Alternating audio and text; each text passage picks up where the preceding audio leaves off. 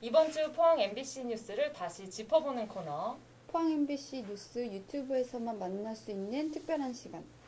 관행의 혁명인 방송 포맷에서 벗어나 유튜브 갬성으로 진행되는 포항 MBC의 혁명적인 4차 언론혁명. 포항 MBC 뉴스 브리핑 시작합니다. 네, 저희는 포항 MBC에서 일하는 장미쁨, 박성아, 김형일 기자입니다. 반갑습니다. 네, 반갑습니다. 오랜만에 하게 됐는데. 네, 정말 오랜만이네요. 요즘 많이 춥죠? 아니 그 성탄절하고 1월 1일이 딱 기가 막히게 금요일이어가지고 잘 쉬었습니다. 아주. 저희들이 뭐 바빴죠. 쉬었다기보다는 바빴는데. 그간 뭐 여러 가지 많은 잘 아시겠지만 좀 해프닝도 있고 넘어지기도 하고 기자가 아하. 뭐 이렇게 누가 찾아와서 항의도 하고 뭐 여러 가지 좀 해프닝이 있긴 있었습니다.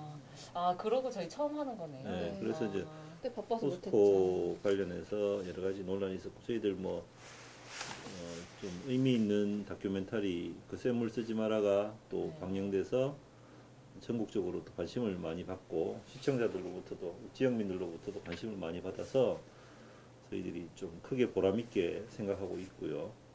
또 그 과정에서 이제 포스코 노조, 한국노총 노조가 보여준 여러 가지 행태들 이런 부분에 대한 문제점들을 저희들이 또 입장문을 통해서 발표를 했고 거기에 대해서 많은 또 시민들이 지지와 또 격려를 해주셔서 너무 저희들 고맙게 생각하고 있습니다.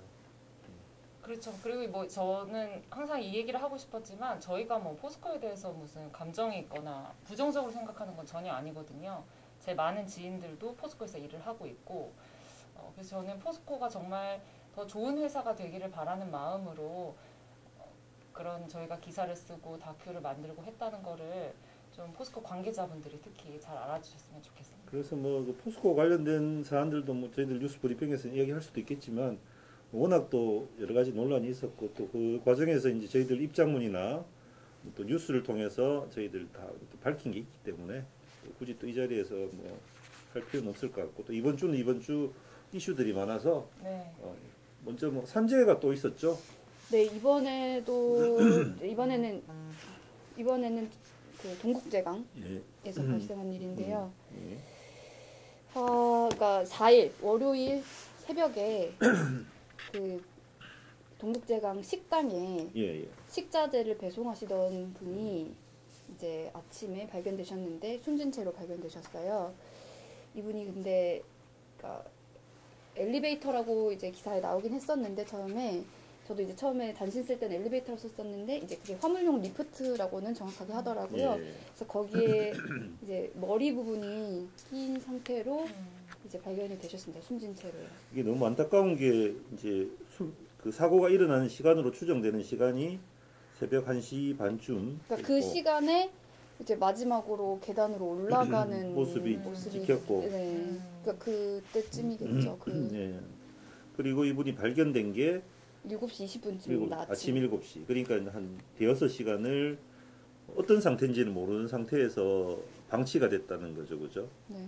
그게 가장 좀 끔찍하고 제가 보기에도 너무 안타까운 또 이번에 한파가 있어가지고 굉장히 추웠지 않습니까? 그때. 그런 안타까운 부분들이 좀 많은 사고였어요. 그러니까 살 수도 있었을 건데 진작에 그런 부분들이 많았던 사고였는데 그래서 이제 사실 그 가족분들이 유족분들이 그 커뮤니티에 글을 올리셨었거든요. 그러니까 저는 그 글을 밤에 봤는데 그날 오전에 이제 그 신문 기사에 이게 이제 사건이 났다는 걸 보고 제가 이제 경찰서에 취재를 해서 그날 이제 단신으로 기사가 나갔었거든요. 근데 그날 밤에 와서 이제 이렇게 뭐 보는데 그런 글이 올라왔더라고요. 아빠의 억울한 죽음. 너무 분하고 슬퍼요. 이런 글 제목으로 올라왔었는데 지옥 속에 있는 것 같다. 이런 식으로 올리셨는데 아빠가 소개해 주세요. 네, 갔다 올게 하고 일요일 저녁에 나가서 아빠가 싸늘한 시체로 돌아왔다. 아빠는 이제 트럭으로 식자재 납품하시는데 항상 이제 밤에 나가셔서 아침에 그러니까 새벽에 일을 하시는 거죠.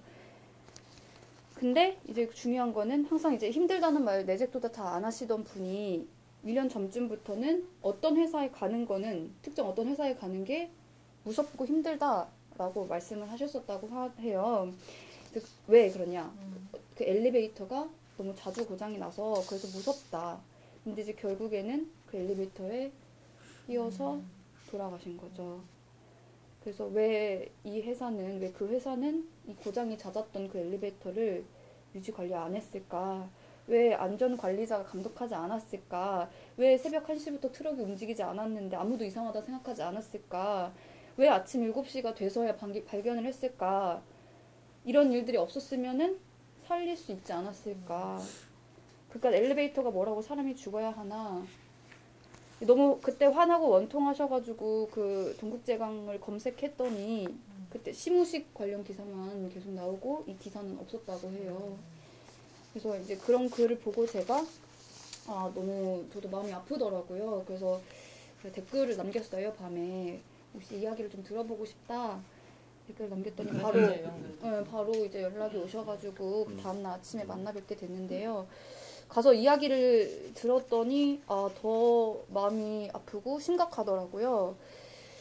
그러니까 이제 이분이 수차례 얘기를 하셨다고 해요. 이게 많이 고장이 나고 어느 정도였냐면 그게 좀 심각한 문제 같아요. 네, 그러니까 수차례 여러 번 얘기를 했는데도 회사에서 고치지 않았다는 것이 좀 수사기관에서도 이런 부분에 대해서 좀 조사하고 있죠. 잘 해야 될 것 같다는 생각이 들고요. 그러니까 뭐 여러 가지 말씀을 해주셨는데 고장이 너무 잦아서 이거를 그때 이렇게 돌아가실 걸 알았으면은 그걸 다 기록을 해놓을 걸 이러시더라고요. 그러니까 너무 잦았다는 거죠. 그러니까 아빠가 엘리베이터 얘기를 정말 많이 했다. 그게 계속 선다고. 자기가 고쳐달라고 욕을 해도 들어주는 사람도 없고 그래서 답답하고 힘들다 이런 식으로 많이 말씀하셨다고 해요.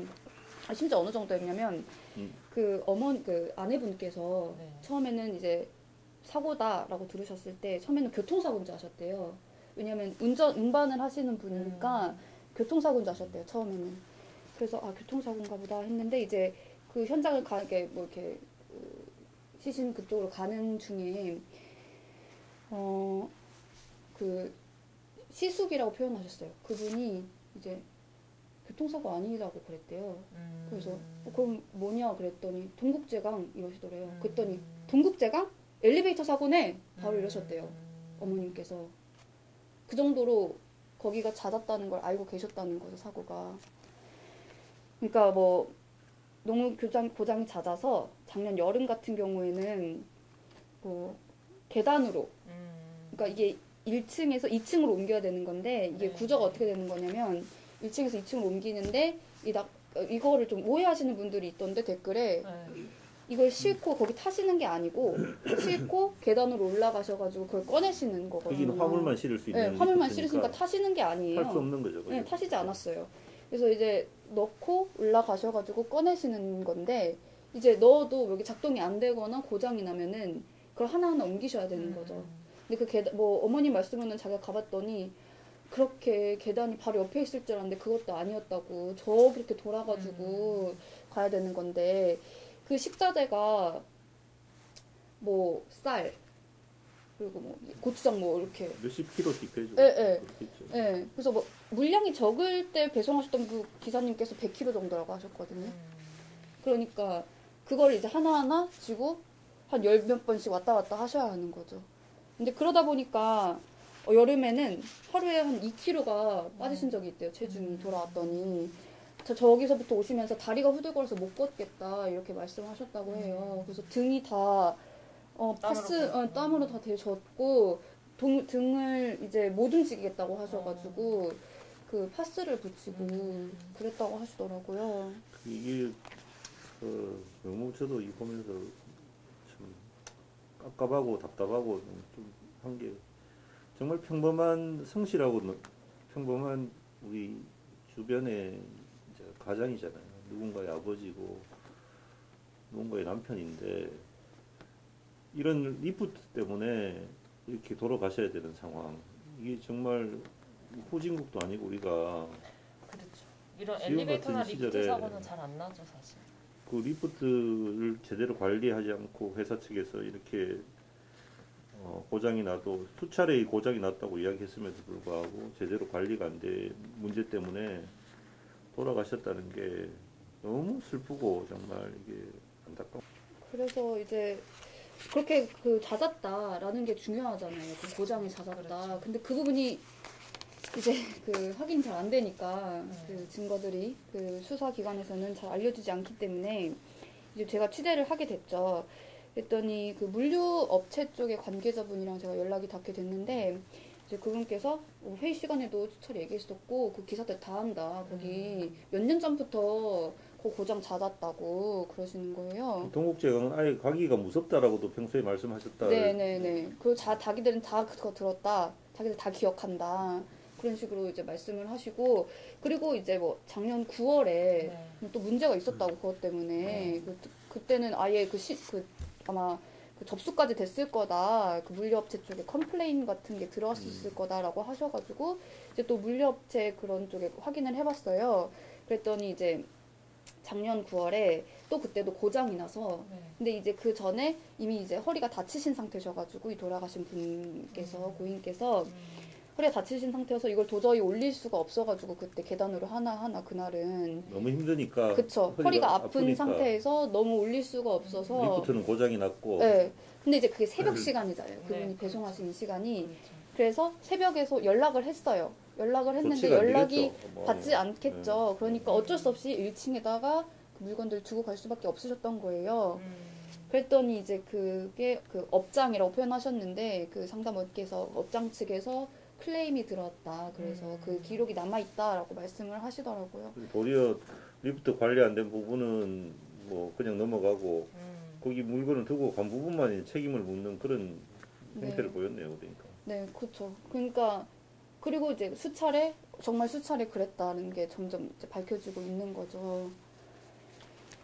오늘 보니까 중대재해법이 처리될 예정이라고 하는데요. 뭐 통과가 될지 어떨지는 아직 모르겠지만 통과돼도 원안에 비해서 뭐 네. 아주 뭐 여러 가지 이렇게 근데 많이 이제 수정되고 네. 해서 근데 그 법 취지가 사실 이런 부분이거든요. 이렇게 문제가 제기됐을 때 문제 제기를 했을 때 이거를 빨리 고치고 빨리 수리해서 사람이 여기서 죽지 않도록 하자라는 게 이제 법 취지인데 좀 이런 사고를 항상 접하면 우리 사회가 과연 이런 준비가 되어 있나, 이런 사고에 대해서 대처할 수 있는 역량이 있나, 약간 이런 생각이 좀 들거든요. 이번에 법 내용도 뭐 많이 수정되고 있는 상황인데. 여기 더 저는 이게 진짜 동국제강도 너무 지금 유족들 이야기를 들어보면 돌아가신 지 이틀이 지나서야 뒤늦게 이제 와서 뭐 유감의 뜻을 표했다. 동국제강 측에서 이런 이야기를 이제 들었어요. 네. 이거 너무한 거 아닙니까? 자기 사업장에서 사람이 이렇게 죽었는데 그게 뭐 직접적인 책임이 있고 없고를 떠나가지고 도의적인 측면에서라도 와서 유감의 뜻을 표하고 해야 되는 게 네. 맞지 않나요? 이게 인간 살아가는 세상에서 그게 도리잖아요. 그러니까 사고 나고 이틀 동안 연락도 없었다고 하시더라고요. 찾아오지도 않고. 우리 저번에 포스코 사고 때도 그랬죠. 네, 그때도 닷새 넘게 연락이 안 돼서 유족들이 심지어 포스코 콜센터로 전화를 해가지고 뭐 업체 측의 태도는 또뭐 취재 과정에서도 좀 문제가 있었는데요. 일단은 이런 사고가 났으면은 어쨌든 입장이라던가 네. 사고 어떻게 경위라던가. 아니면은 앞으로 어떤 조치를 취하겠다 뭐 이런 내용이 있을 거 아니에요. 그래서 그날도 제가 오전부터 연락을 했어요. 근데 일단은 그 연락을 취할 수 있는 방법이 유족분들한테도 번호가 없어서 안 왔으니까. 그래서 제가 일단 대표번호로 전화를 했죠. 알 방법이 없으니까. 그랬더니 이제 뭐 이런저런 얘기를 하다가 그러면 자기가 담당자한테 뭐 번호를 남기겠다 뭐 이런 식으로 말씀하시더라고. 제가 전화하면 안 되냐 연락처 좀 그랬더니 급하다 이래도 자기가 뭐 어떻게 하겠다 하고 기다리겠다라고 했는데 오후 뭐 3, 4시?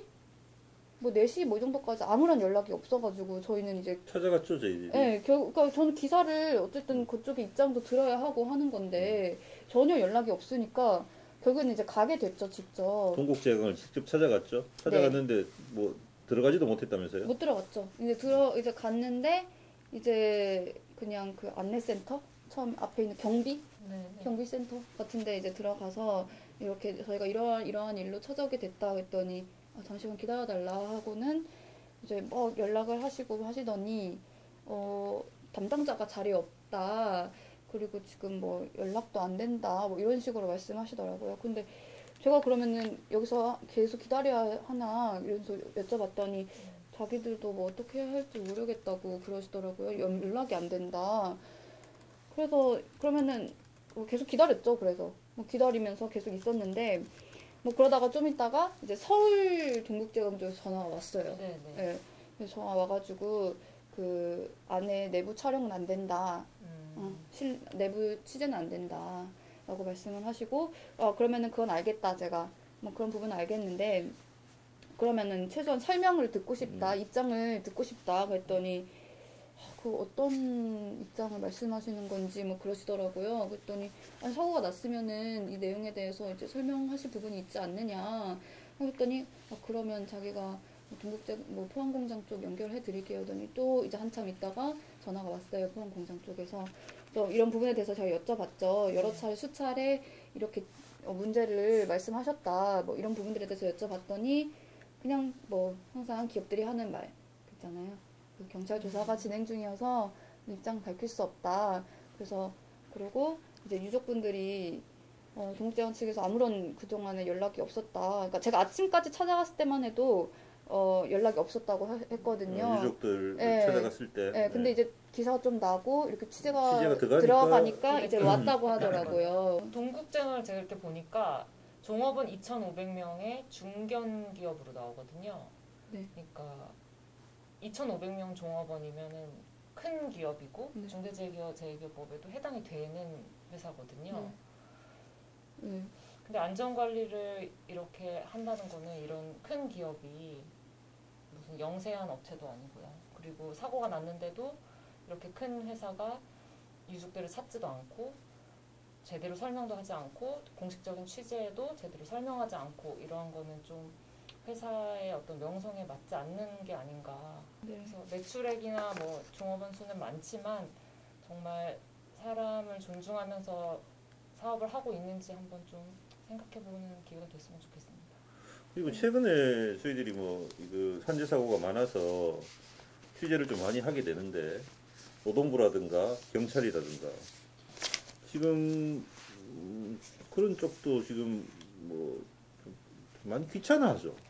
스타일이 지금 보면 뭐 좀 그러니까 제대로 좀 기본적인 경위에 대해서는 응하지를 않는 것 같아요. 좀 제대로 경위에 취재에 대해서는 설명해줬으면 좋겠잖아요. 예. 합리적인 범위 안에서 저희가 뭐 너무 자세한 것까지는 요구하지 않지만 사람이 어떻게 해서 죽게 됐는지까지는 조금 서로 공유가 됐으면 좋겠는데 그런 게 너무 안 되다 보니까 저희도 잘못된 정보나 이런 걸 거르기가 너무 어렵고. 네. 그러니까 제가 취재해서 알게 된 거를 확인을 해주는 건 당연한 거잖아요. 근데 그 부분도 그것조차도 안 되는 거죠. 그러니까 뭔가를 새로운 정보를 달라는 것도 아니고 우리가 뭔가 기본적인 걸 확인했는데 그걸 좀 확인 좀 해달라.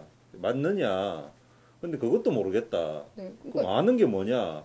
그러면 모른다면 정말 무능한 거고 알면서도 제대로 언론에 공개를 안 한다면 그거는 국민의 알 권리를 무시하는 거잖아요. 그렇죠. 그래서 이게 경찰과 노동부라든가 이런 쪽도 지금 이런 식으로 대응해서는 안 된다. 언론에 대해 가지고 정말 취재하느라 힘들었습니다. 그래서 열도 많이 받고. 예. 일단은 뭐 기본적으로 또 그 리포트가 또 이게 관리가 됐었던 건지 그 부분에 대해서도 그게 중요하잖아요. 그러니까 평소에 이렇게 관리 대상이고 또 계속 그 어떤 공공기관으로부터 관리를 받는 대상인지가 중요하죠, 그죠? 네. 근데 이제 지금까지 취재한 바로는 이게 리포트가 그러니까 고인분과 그 교대로 근무하시는 분이 계셨는데 그분이 이제 300kg 하중이라고 말씀을 하셨었거든요. 그러니까 100kg, 300kg 하중인데 100kg만 넣어도 어느 날은 뭐 고장나서 안 되고 막 이렇다고 말씀을 하셨어요. 그래서 이제 300kg라고 보고 그러니까 이게 지금 리프트랑 또 엘리베이터는 또 따로 취급이 되더라고요. 그래서 알아보니까 그러니까 엘리베이터 같은 경우에는 승강기 안전공단에서 관리를 하는 거예요. 네, 네. 근데 이제 리프트 같은 경우에는 그 산업안전보건공단. 산업안전보건공단에서 예, 관리를 한다고 하더라고요. 근데 저 산업안전관리공단에서는 또 확인을 해보니까 그 500. 기준이 네 500km라고 하더라고요. 그러니까 그 뭐- 기준으로 보면 이제 관리 대상이 아닌 거죠, 그러니까. 그렇죠. 그죠? 그러니까 안전 인증이라던가 검사 대상에도 해당하지 않았던 거였던 거예요. 그러니까 뭐 이게 물론 뭐 여러 가지 규정에 의해 가지고 모든 리프트를 다 관리 대상에 둘 수는 없지만 지금처럼 봐서 300kg 정도 되는 리프트도 언제든지 문제가 될 수 있고 이렇게 사망 사고로까지 이어질 수 있기 때문에 이런 부분도 규정을 개정한다든가 뭐 정비를 해서 관리를 공공기관에서 할 수 있는 부분으로 봐야 되지 않나. 사각지대인 거죠. 예. 왜냐면 그냥 리프트 자체가 그 법에 산업안전보건법에 위험한 걸로 나와 있거든요. 유해 위험 기계. 음. 예. 이거 그 안전인증 대상 기준인데 거기 중에 하나가 리프트, 프레스, 크레인 뭐 이런 것들이란 말이에요. 충분히 롤러기 이런 거 다 포함이 돼 있어가지고. 아, 다른 것들은 되게 위험한 네. 우리가 딱 그랬을 때, 들어봐도 그쵸. 네, 위험한 기계들인데 리프트도 여기에 해당되는 거니까. 네. 근데 이제 무게를 또 기준으로 했다고 말씀을 하시던데. 그런 기준도 잘 고민을 네. 해봐야 되겠습니다, 그죠? 네. 예. 그러면 이 사안은 이 정도로 하고 다음 월성원전 또 네. 방사능 문제 우리 장미풍 기자 다루셨죠? 네, 그 경주 이제 월성원전 부지가 이제 양남에 있고 여기에 이제 원전이 4기가 있고 뭐 사용 해결료 수조도 있고 이렇게 뭐 건식 저장 시설 뭐 이렇게 쭉 해서 이제 보관 시설들이 쭉 있는데요. 부지 안에 그 부지에서 이제 그 방사능 오염이 확인이 일부 됐다. 뭐 지하수이긴 한데요. 그런 얘기예요. 그래서 일단 지하수에서 삼중수소가 대량으로 이제 검출이 된 거고요. 부지 안에 이런 여러 군데에서. 그래서 저희가 보면은 한 20여 군데에서 모두 다 삼중수소가 검출돼가지고 지하수에서. 그래서 지금 토양 오염도 조사해봐야 되는 거 아니냐. 그리고 부지 바깥에까지 이게 지하수를 통해서 방사성 물질들이 퍼졌는지 확인해봐야 되는 거 아니냐. 이런 지금 여러 가지 의혹이 걱정들이 지금 많이 나오고 있어요. 그래서 사실 뭐 아시겠지만 원전 부지 안에서 방사능 물질 같은 거는 방사성 물질은 굉장히 엄격하게 관리되고 있거든요. 뭐 모두 후쿠시마 사고 때문에 그런 방사성 물질의 위험성에 대해서는 잘 아시겠지만 이번에 좀 걱정이 많습니다. 그래서 그 경주환경운동연합에서도 어떤 정부가 우리에게 시민들에게 어떤 원전이 안전하다고 하고 잘 관리되고 있다고 얘기해 왔는데 그게 과연 믿을 수 있는 얘기인지 근본에서부터 좀 의문이 든다 이런 얘기를 하셨어요. 이게 보니까 이제 그 특히 월성원전 같은 경우는 중수로 원자로는 또 지금 사용 후 해결료 발생량이 경수로에 비해서 훨씬 많죠. 네. 그러다 그런데다가 보니까 또 방사성 물질 배출량도 많아요. 배출량도 많고 네. 그리고 이제 지금 문제가 되는 거는 결국은 다 쓰고 난 사용 후 해결료를 이제 바로 건식 네. 보관하는 장소로 옮길 수 없고 네. 상당한 열이 계속 나기 때문에 네. 장시간 수조에 네. 넣어가지고 열을 식히고 이제 하는 과정을 거쳐야 되는데 그래서 아주 대형의 저희 뭐 뉴스 보시면 나오겠지만 대형의 수조에 이렇게 봉 같은 걸 물속에, 넣었다가 뺐다 하는 장면도 네. 보시면 나오는데 그 이제 수조 자체가 있는데 그 수조 인근에 있는 토양과 지하수에서 방사성 물질이 나왔다는 거지 않습니까? 네. 그죠? 그러니까 토양은 이제 조금 조사를 해봐야 되고요. 토양은 아직 근데 안 이제 했고 그 이제 관 아래에 이제 관이 있고 거기서 이제 지하 그 관이 있고 이제 지하수가 어딘가에서 발생해 그걸 이제 집수하는 곳들이 있는데 네. 거기서 이제 많이 방출. 그러면 이 수조에 어떤 문제가 생겨서 뭔가가 유출되거나 네.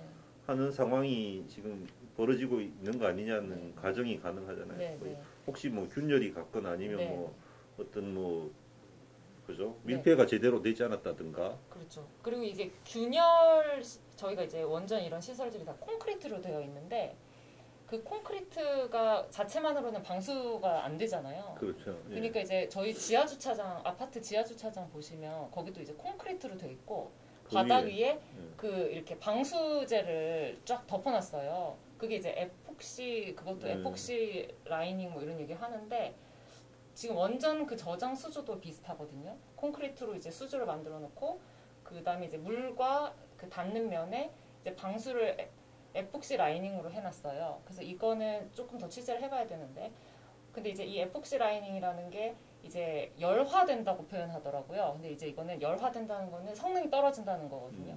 그러니까 이게 점점 이게 완전 오래 쓰다 네, 보면 영구적인 게 아니기 때문에 이 에폭시 라이닝이 성능이 점점 떨어지고 또 아시겠지만 그 사용 해결료가 굉장히 고온이고 방사능 물질이 많기 때문에 이게 견딜 수 있냐 없느냐가 굉장히 지금 의문이 제기되는 거예요. 그리고 아시겠지만 월성 원전은 20년 전에 만들어진 원전이죠. 그러니까 요즘은 경수로 같은 경우는 이렇게 에폭시 라이닝을 쓰지 않고 스테인리스를 사용한다고 해요.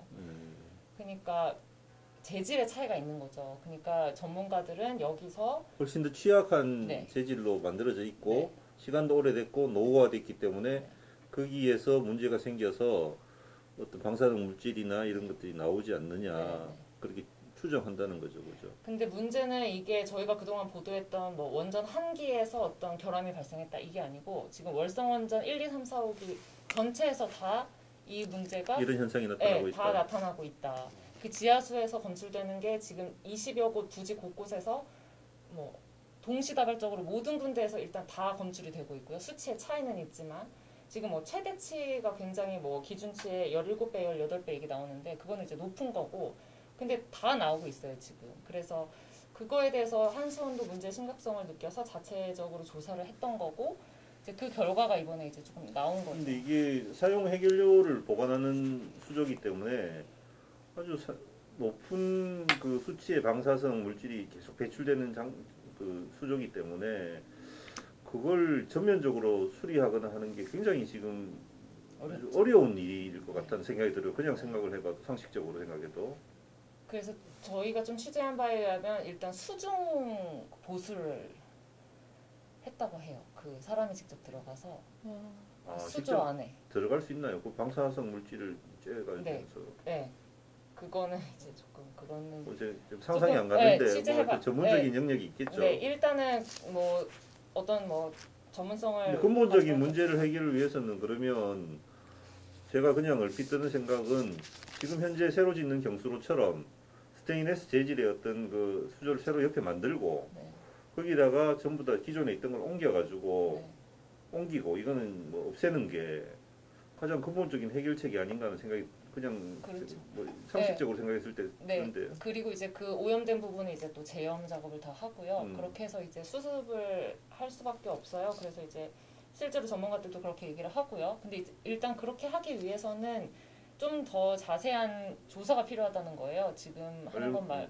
그리고 사실 또 그 저희가 또 기사에 또 주된 부분이 뭐냐면 이게 또 이제 부지 바깥으로 이 방사성 물질이 있는 지하수가 유출됐을 가능성이에요. 물론 부지 내에 오염된 물질들이나 이런 뭐 새고 있는 시설들은 그런 식으로 이제 보수를 하면 되지만 더 큰 문제는 부지 바깥으로까지 이 방사성 물질이 지하수를 통해서 퍼졌을 가능성이거든요. 그래서 지금 그 부지하고 그 민간에 이제 마을이 있는데 그 부지 경계 지점에서도 이 방사성 물질들이 높게 나왔어요. 삼중수소가. 그래서 지금 시민단체에서는 이 부지 바깥에 대해서도 지하수 검사를 전방위적으로 해서 이 오염 여부를 확인할 필요가 있다 이렇게 지금 얘기하고 있습니다. 그래서 한수원에서도 지금 이렇게 지하수 오염이 심각하다고 느꼈다는 걸 알 수 있는 게 뭐냐면 한수원에서 2019년부터 이 집수정 개수를 늘려요. 그래서 더 많은 표본을 찾아서 조사를 하려고 하거든요. 그래서 그 결과도 나와 있고, 그러니까 뭔가 지금 비계획적인 유출이라고 전문가들이 얘기하는데 계획하지 않은 어떤 통제 범위를 벗어난 어떤 유출이 어떤 식으로든 지금 이루어지고 있는 거고 그거에 대해서 이제 원인을 찾기 위해서 한수원에서는 계속 지금 조사 중입니다. 그리고 이제 삼중수소가 그러면 왜 다른 여러 가지 방사성 물질 중에서 왜 삼중수소가 나왔냐? 이거에 대해서는 삼중수소가 굉장히 입자가 작고 침투력이 강하기 때문에 그 물이 젖을 정도면은 100% 삼중수소도 침투를 한 거라고 얘기하거든요, 전문가들이.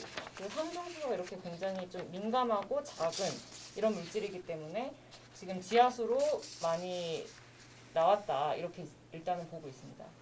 근데 이제 문제는, 또 다른 문제는 뭐냐면 이 지하수 농도가 높다는 걸 한수원이나 원안위가 먼저 공개한 게 아니라는 거예요.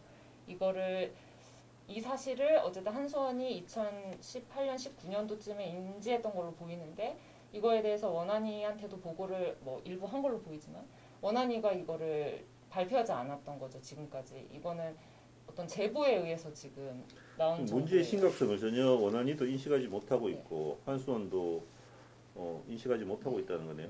결국은. 그러니까 지하수라는 거는 저희가 다 아시겠지만 그 방패장에서도, 경주에 있는 지하수가 엄청나게 많이 발생해서 이거를 그 처리하는데 굉장히 어려움을 겪고 있거든요. 이게 그 오염됐을 수 있는 지하수이기 때문에. 그래서 월성 원전 같은 경우에도 그 가까이 있기 때문에 방패장하고 지하수가 많이 발생할 것으로 추정이 되는데, 여기서 이 지하수가, 굉장히 많은 지하수가 오염돼 있다면 사실 이거는 큰 문제죠.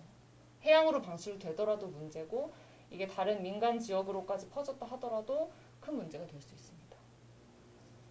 근데 또 중요한 거는 이게 기준이 또 없어요. 저희가 우리나라가 지하수의 어떤 그 오염도에 대해서 방사능 물질에 오염된 수치가 저희가 기준이 없습니다. 명확하게 한수원이 자체적으로 정한 기준이 있는 거예요. 그래서 저희가 지금도 기사에서 보면은 71만 3천 베크렐, 뭐 924 베크렐 이렇게 말씀을 드리긴 하지만, 이게 뭐 기사에서는 관리 기준의 18배다 이렇게 얘기했지만, 이 관리 기준이라는 것도 사실 한수원이 정한 어떤 임의적인 기준이에요. 그래서 이게 뭐 인체에 미치는 영향이라든지 이런 게 조사를 통해서 어느 수치가 적정 수치다라고 지금 확인된 게 없습니다. 그래서 저희가 이 기사를 쓰면서도 굉장히 이거를 걱정을 많이 할 수밖에 없는 게, 우리가 과연 어느 정도까지 이 문제를 그럼 심각하다고 판단해야 하는가, 우리가 어떻게 공론화를 해야 되는가. 그러면 우리가 원전 지역은 원전이 있으니까 뭐 이 정도 나오는 거는 뭐 다 그냥 당연하게 받아들이고 살아야 되는 건가, 이게 설사 나중에 건강상에 큰 문제를 일으키더라도 그것을 모르는 상태에서 좀 그런 게 좀 저도 좀 답답하더라고요. 기준이. 네. 이게 다 같은 문제 같아요. 우리 뭐 지금 포스코 저기 배출되는 거, 고로에서. 뭡니까, 저기 고로에서 용로 밸브에서요? 밸브, 브리더 밸브요? 브리더 밸브도 같은 경우도 그렇게 많은 오염 물질이 나와도 뭐 어떤 규정이라든가 이런 게 제대로 이렇게 안비가 안 돼 있으니까 이게 어떤 규제를 할 수 있는 장치도 잘 없고, 또 실제로 뭔가 나오긴 나오는데 분명히 보이는데 그 물질들이 그게 시민들한테 큰 영향을 미칠 것 같은데 실제로. 근데 얼마나 그 영향을 미쳤는지도 알 수 없고, 또 과연 얼마까지 그걸 허용해 줘야 될지도 애매하고. 그래서 그냥 뭐 유관으로 보고 있는 상황인 그러니까 거잖아요. 참 같은 맥락인 것 같아요. 그래서 뭐 이 관련된 또 추가 저희들 보도도 준비하는 게 있으니까요. 지속적으로 이 문제는 저희들이 관심을 가지고 특히 포항문화방송 권역에서 가장 중요한 문제는 환경, 원전, 지진 이런 문제가 가장 저희들이 관심을 가지고 취재하고 했을 때 시민들에게 좀 의미가 있는 지역 언론으로서 자리매김할 수 있지 않느냐 생각하고 있기 때문에. 네, 그리고 저희 지역에서 또 최근에 굉장히 정치적으로 또 큰 사건이 터진 것 같아요. 네, 그렇죠. 네. 김병옥. 몇 년 전에도 한번 이런 성 문제가 있었던 걸로 그때도 알고 있는데, 남구 국회의원 그래서 지금 같이 좀 회자가 되는 것 같던데요. 국민의힘 김병옥 의원의 네네. 성폭행 의혹이 제기됐죠. 이 가로세로 연구소에서 그 의혹을 제기했는데, 김병욱 의원이 국회의원 보좌관 출신이지 않습니까? 2018년 10월달에 이제 자기가 보좌관 시절에 경북도청 국정감사가 있었던 모양입니다. 그래서 그날 술자리가 있었고 가로세로 연구소 측 주장입니다. 여기 자리에서 이제 다른 의원실 인턴 비서 2명, 여성이겠죠. 2명과 술자리를 했고 안동의 한 호텔 방안까지 술자리가 이어졌고 거기서 이 김병욱 의원이 성폭행을 하는 모습을 다른 인턴이 이제 봤다, 목격했다, 뭐 이런 주장이에요. 여기에 대해서 이제 김병욱 의원은 전혀 사실이 아니다. 그리고 민형사상 법적 조치를 취하겠다. 또 이제 탈당을 했죠. 예, 탈당을 했습니다. 탈당을 하면서 이제 당에 부담을 주지 않고 하는 상태에서 결백을 입증한 뒤에 다시 돌아오겠다. 뭐 이렇게 입장 표명을 했습니다. 그래서 일단은 이게 누가 진실을 이야기하는 건지 밝혀져야 되겠죠, 그죠? 네. 최근에 미투 사건이라든가 이런 것들이 워낙 많았기 때문에 정치인들과 관련된 어떤 스캔들이나 이런 것도 많았기 때문에 네. 과연 이제 이게 진실인지 아닌지 법정에서 가려질 것 같습니다, 그죠? 어쨌든 간에 본인도 법적 조치를 취하겠다 그랬으니까 네. 네. 이게 또 뭐 가로세로 연구소에서도 또 뭐 어떤 이런 어떤 근거가 있는지 자기들이 뭐 또 밝히겠죠. 예를 들어서 네, 만약 네. 있다면 네.